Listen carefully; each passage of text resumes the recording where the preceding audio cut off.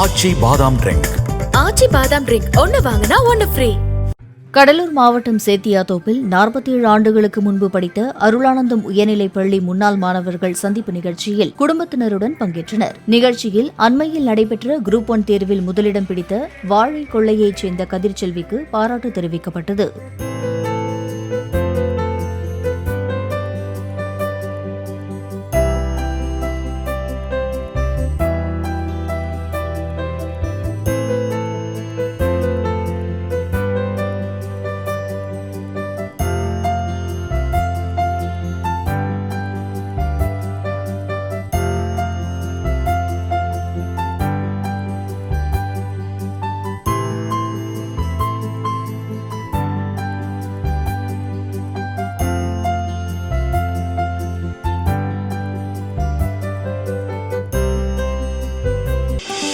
ஆச்சி பாதாம் ட்ரிங்க்.